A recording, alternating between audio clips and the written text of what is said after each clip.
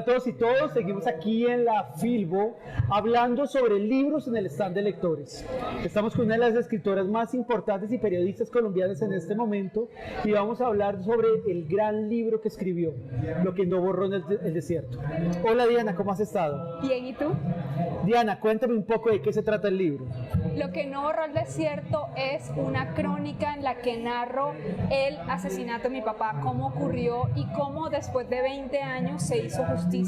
El asesino, un político, fue condenado después de todo ese tiempo de impunidad y en el que yo me involucré en la investigación. Tú arrancas contando el primer encuentro con el asesino, esos nervios de poderlo entrevistar, porque como eres periodista querías también confrontarlo. Cuéntame cómo fue esa angustia de tener que verlo, de saber que estaba ahí, de todo lo que ya habías investigado y hecho al respecto, que todo eso lo tenías en la cabeza.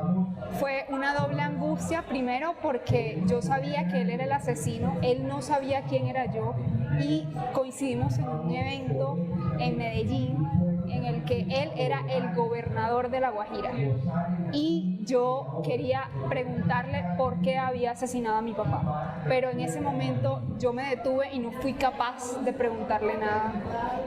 Tuve mucho miedo y a lo largo de la investigación siempre tuve mucho miedo. Un poco la valentía es eso, ¿no? Hacer las cosas incluso con miedo. Este libro, además de estar muy bien escrito y manejar el lenguaje y la forma de narrar el libro, que es de una forma maravillosa, no solo logró que llegara a muchos lectores tu historia, sino también logró que se moviera el concepto jurídico al respecto del caso de tu padre, ¿cierto? ¿Cómo fue ese proceso? ¿Cómo fue esa construcción de que el libro ya siguió convirtiéndose real y a ser parte de tu vida?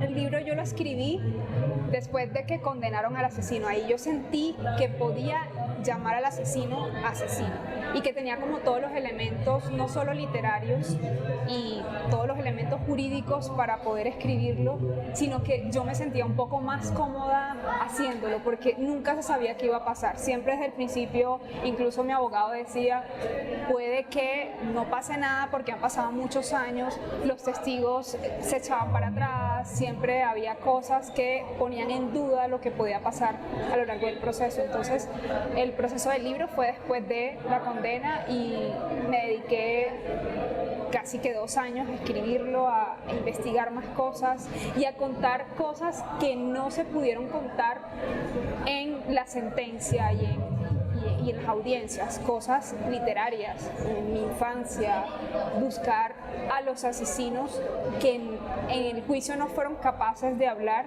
y que a mí sí me iban a hablar porque ya no tenían esa zozobra o esa amenaza encima de hablar ante un juzgado, pues.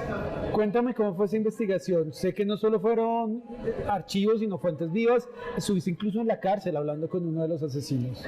Sí, en la investigación hice búsqueda de archivos en el Banco de la República de varias ciudades, Bogotá, Valledupar, Riohacha. Estuve en Barranquilla reconstruyendo muchas partes de la historia, en La Guajira, en el Cesar. Estuve en la cárcel también. Hablé con otros presos también telefónicamente, pero creo que, por ejemplo, el encuentro con el asesino fue una de las cosas más increíbles que me haya pasado a mí como periodista. Fue una experiencia muy tenebrosa de sentir miedo, de confrontarme con alguien que me podía contar cosas que iban a ser muy dolorosas, pero que yo no podía quebrarme en ese momento, sino que tenía que ser fuerte.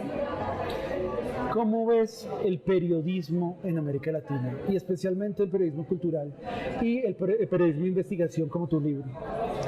Bueno, hay dos cosas. Creo que a nivel mundial hay una crisis de medios, hay una crisis del periodismo, pero siempre se está hablando de que el periodismo está en crisis y cada vez necesitamos más el periodismo.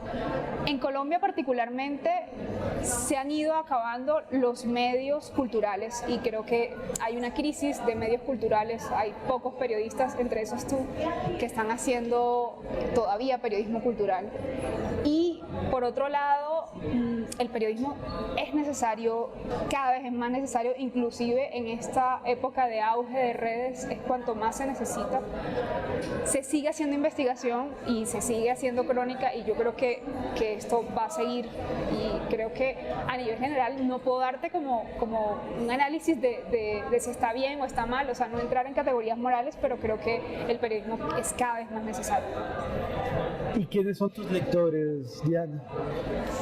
Pues yo tengo como distintos tipos de lectores, no sé, dependiendo también del tema, porque también, sabes, me gustan los temas culturales, me gusta entrevistar a escritores, a escritoras, también me gustan los temas de crimen organizado, y me gusta también encontrar personajes que quizá son un poco anónimos en los pueblos, pero que están haciendo cosas, como por ejemplo la crónica que hice sobre el sepulturero o el poeta más viejo del mundo. Ese tipo de crónicas humanas me encantan hacerlas.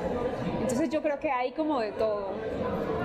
Los invito a todos ustedes a leer a Diana López Zuleta en sus artículos maravillosos que saca en El País, América, Colombia, España, o su gran libro, y quiero que sigamos leyendo, construyendo y hablando de literatura.